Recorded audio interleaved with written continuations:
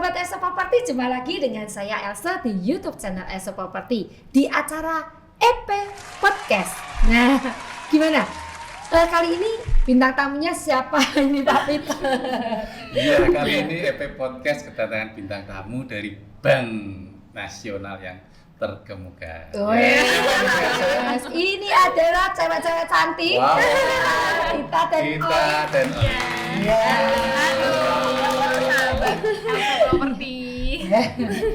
Ya, ini ada yang bilang tuh kalau pengajuan KPR itu susah, ribet. Itu sebetulnya gimana Toh Olive?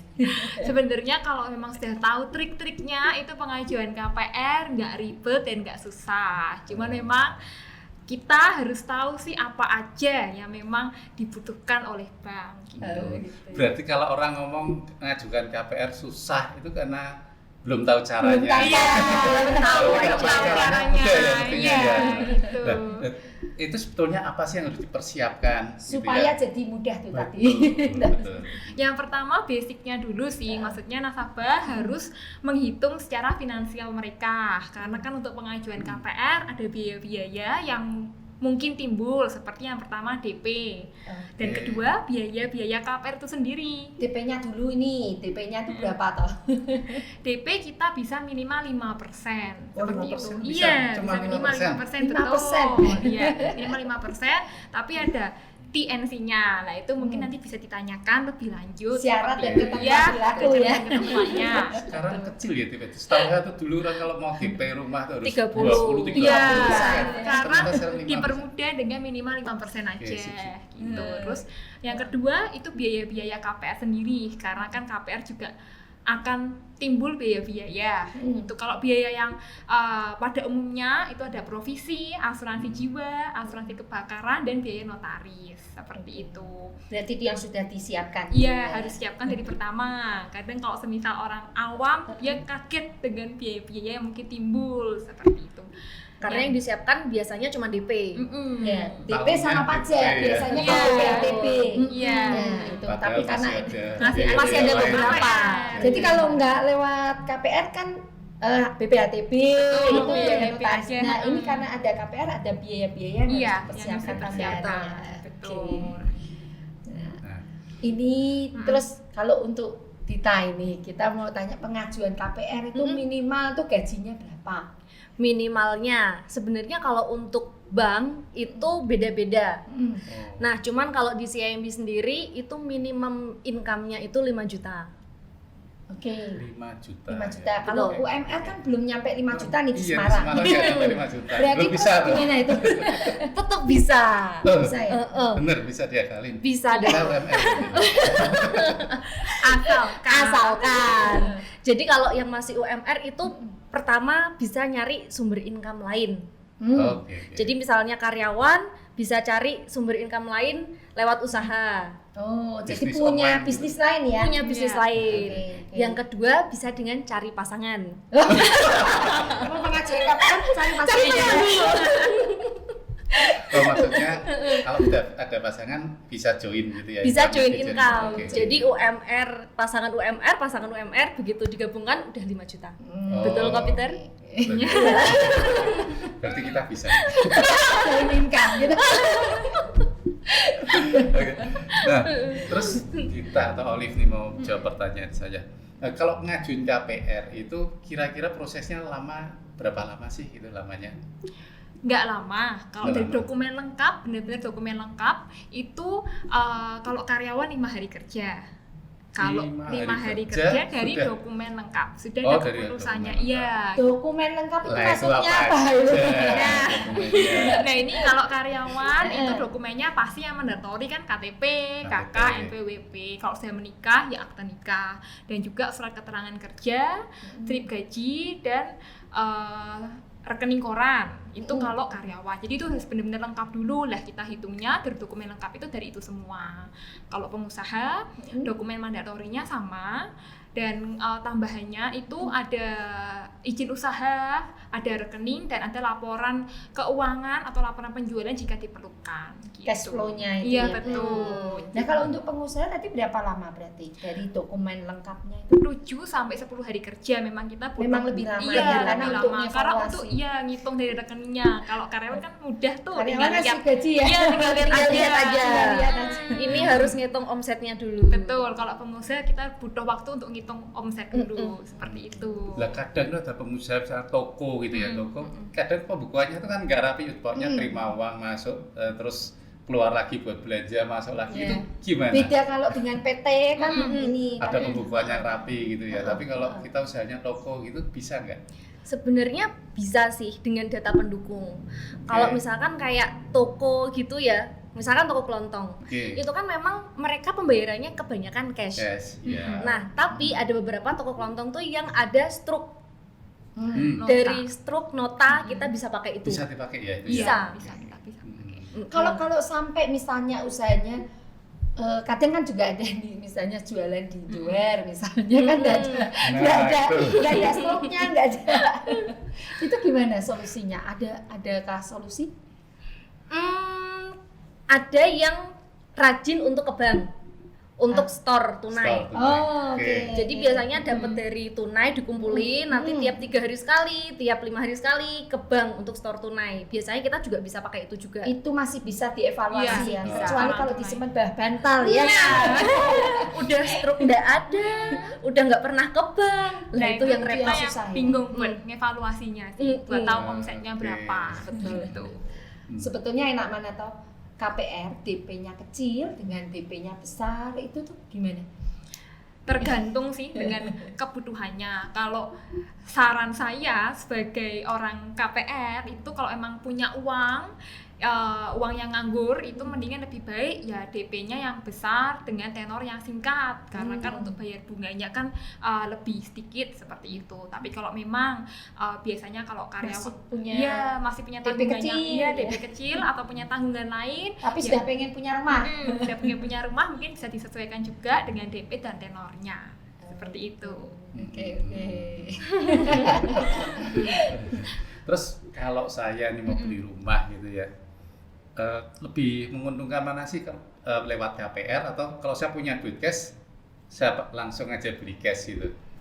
Sama-sama punya duit nih. Sama-sama Tanyanya punya sama duit. bank ya berarti lebih enak. Iya, jawaban jujur apa jawaban? Salah bertanya. Sebenarnya Mungkin ada. tergantung sih ya. Kalau semisal Kopiter usaha gitu, Iya. punya uang, ada pengusaha yang lebih milih KPR karena uangnya diputar lagi. Soalnya kalau ada beberapa pengusaha tuh yang setelah dihitung-hitung bayar bunga sama keuntungan yang didapat itu kok ternyata lebih banyak dari keuntungan yang didapat. Makanya mending saya ini nyicil, tapi bunganya sekian, uangnya yang lain diputar buat Iya, Bisnis yang lain buat ya. nambah omset yang Gitu. lain gitu. Dapat tambahan ini Iya. ya. Jadi hasilnya bisa untuk nyicil. Betul. KPR ya? Iya, betul. Dan juga kalau punya uang lagi mungkin bisa diinvest lagi. Kayak gitu beli rumah lagi, invest lagi. Gitu. Harganya kan naik terus Harganya ya. naik terus, betul. Terus ada juga mungkin kalau yang lain kayak semisal tadi itu yang gajinya UMR mungkin mau pengajuan kan bisa join income dan juga kalau semisal dia memang butuh rumah itu kan bisa di KPR dulu karena kalau nabung nanti nunggu uangnya cukup nah investasinya kan bakal naik terus tiap Harganya sudah makin harganya naik. semakin nggak naik kekejar gitu betul ya. iya. Biasanya kendalanya apa yang sering banyak ditolak? Yang pertama itu masalah BI BI checking. Kalau yang awam kan nggak tahu nih BI checkingnya clear atau enggak? Iya. Gimana? Nah itu Ngeceknya gimana? ya makanya kalau kita punya kewajiban di bank lain, kredit bank lain ya kita harus ngati-ngati benar-benar bayarnya itu sesuai tepat waktu, nggak boleh telat gitu. Karena Atau mungkin cicilan motor. iya, mobil, cicilan seperti mobil, itu iya, juga kalau kemarin termasuk. juga ya, termasuk bukan pengaruh. KPR itu misalnya cicilan motor, Pengaruh karena itu semuanya akan tercantum, Jadi beban. iya, terrecord di BI checkingnya itu sampai 2 tahun. Jadi kita bisa lihat sampai 2 tahun. Cicilan itu. panci gitu kalau mati. Nah, kalau panci nggak terikot ya.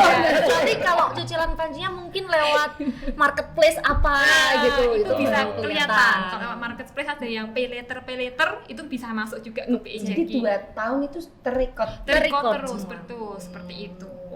Oh, yang pinjaman online, pinjol Pinjol. Iya, sama aja. Itu juga Iya, termasuk masuk. iya, masuk Banyak di mungkin BE banyak yang checking. belum tahu ya. Nah siapa ini masuk. PNS Pinjol. juga masuk Makanya, juga di BE hati-hati. checking. Hati-hati ya. Kadang sering kali itu kan namanya dipinjem. Misalnya saudara atau teman atau sahabat kan kadang nah Iya. itu ternyata ini ya apa namanya Juga kena ya. iya Iya, juga iya, kena iya, dan iya. Bang nggak mau tahu itu mau dipinjam apa enggak. Bang tahunya Tahu kan namanya namanya yang kan di iya situ ya. betul. Kerugiannya juga sebenarnya double kan dengan nama dipinjam. Kalau misalnya itu lancar, itu tetap terhitung sebagai kewajiban. Oh, oke. Kalau misalkan itu ternyata macet-macet, ya berarti namanya yang jelek di BE checking. BE checkingnya jelek. Iya.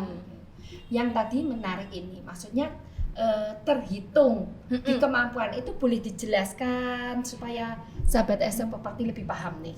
Gini, mungkin analoginya tuh kayak kartu kredit kali ya. Kartu kredit itu kan punya limit. Oke. Nah, kita tuh juga punya limit hutang. Limit hutang kita itu tergantung dari penghasilan. Jadi misalnya penghasilannya itu 10 juta. Kalau di CIMB itu minimal untuk limit hutangnya itu sekitar 55%.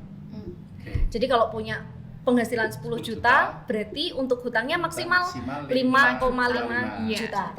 Gitu. Nah, itu yang di Itu 5,5 dari total semua Total termasuk semuanya. yang akan Akan misalnya KPR. Akan di KPR. Kayak misalnya Untung dia ya. ada cicilan Iya. panci. Iya, di Pinjol, market pinjol. Pinjol 2 juta gitu ya. itu Nah, kehitung. berarti untuk KPR-nya hanya bisa 3,5 juta, 3 Iya, juta. betul. Yang bisa Yang segitu dihitung aja. itu cicilan bulanannya atau total pinjamannya? Cicilan bulanan. Cicilan Oh, bulanan oke. ya. Oke. Makanya kalau dipinjam A, dipinjam B 1 juta, udah 2 juta Sudah 2 kepotong. Ya. Sisanya makin kecil lagi. Gitu. Nah, kalau yang sering kali terlupakan itu apa annual itu No ya? fee. Nol fee. Heeh, yang kartu Kredit. kredit. Iya. Terus ada biaya Annual fee tiap annual fee tahunnya. tiap tahun itu yang sering kali kelewatan nggak kebayar itu juga termasuk kendala nggak? Kalau nanti kalau nggak kelewat kebayar kan pasti kan akan menjadi kolektibilitas. Nah, itu akan jadi kendala juga. Cuman kalau di CIMB sendiri kita memberikan kelonggaran. Kalau untuk annual fee itu kita masih bisa untuk boleh lah seperti Toleransi itu. ya. Iya, toleransi betul. Oke. Karena kan nominalnya kan biasanya sedikit kalau annual fee, paling di bawah 1 juta. Seperti itu. Oke. Kita Olive ini kalau mau KPR di CIMB itu jangka waktu tenornya paling panjang tuh berapa tahunnya?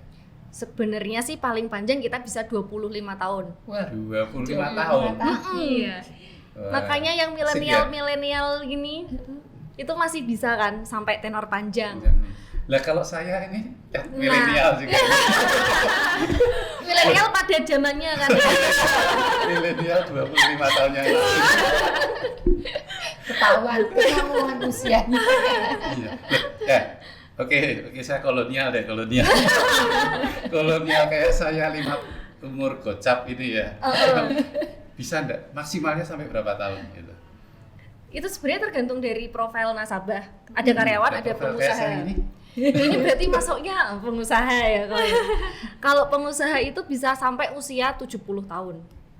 Berarti masih bisa. Masih bisa 20 tahun. tahun masih bisa. Mau ambil Kita di beli mana rumah Pak? lagi ya. Tinggal cari di mana ya. Ayo, nanti KPR-nya kita yang proses. Gitu. Kalau karyawan itu sampai 58 tahun 58 tahun. Atau masa pensiunnya. atau masa pensiun. Kalau pensiunnya 70 tahun, nggak apa-apa. Ya, berarti masih Betul. panjang Iya, ya. asal dari perusahaannya bisa mengeluarkan surat bahwa pensiunnya 70 tahun. Gitu. Terus kalau yang untuk milenial, mungkin lebih baik yang kita bahas yang milenial deh. Oke. Karena yang kolonial. misalnya anak saya deh, anak saya milenial deh, gitu. Tadi bisa 25 tahun ya, gitu ya. Terus angsurannya gitu gimana? Kira-kira untuk ya atau pesan-pesan buat milenial kalau mau ambil Ya. KPR, itu ada pesan-pesan khusus nggak buat mereka gitu? Pesan-pesannya mungkin jangan takut buat ber-KPR. Ber-KPR nggak salah kok gitu. Yang penting sudah tahu caranya, sudah mempersiapkan untuk biaya-biayanya juga di awal, dan juga mungkin kalau mungkin sekarang uangnya belum cukup, mulai menabung dulu di awal, udah tahu dulu rumah yang mau dituju yang mana, harga berapa, mau DP berapa ya gitu. Dan untuk perkiraan biaya KPR itu kurang lebih 3-5% dari plafon kreditnya. Jadi mungkin bisa dihitung-hitung dulu nih sekarang nih. Persiapkan Kalkulator dulu sekarang gitu. 3-5%. 5%. Berarti misalnya rumah harga berapa? 500 500. juta. Berarti 5% lah, 5% berarti berapa itu? 25. 25 juta Iya. ya. Tapi kita ngitungnya dari plafon kreditnya. Dari plafon. Mm-mm. Oh, Gitu.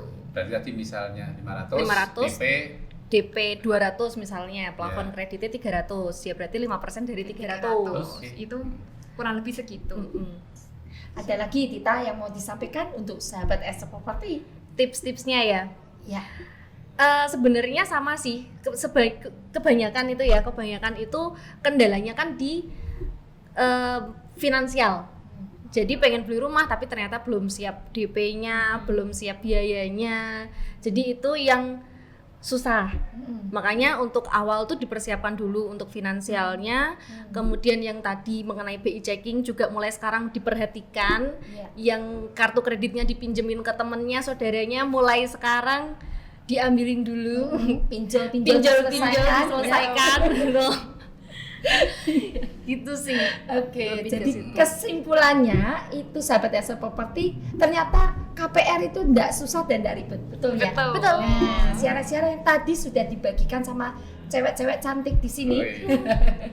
Itu bisa diperhatikan, dan jika ada pertanyaan yang lain mengenai KPR bisa tulis komen di kolom komentar di Kolom bawah komentar. ini ya. Iya, kalau misalnya ada sahabat SC Property yang mau mengajukan KPR CIMB ini, nah hubungi ke siapa ini? Boleh. Ya. Kita Ke berdua. Ya, Dita betul. dan, Ke nomor Dita dan WA-nya? Olivia ada di sini. Di sini ya, di sini. Tolong yang gede ya. Terus ya, di sini ya.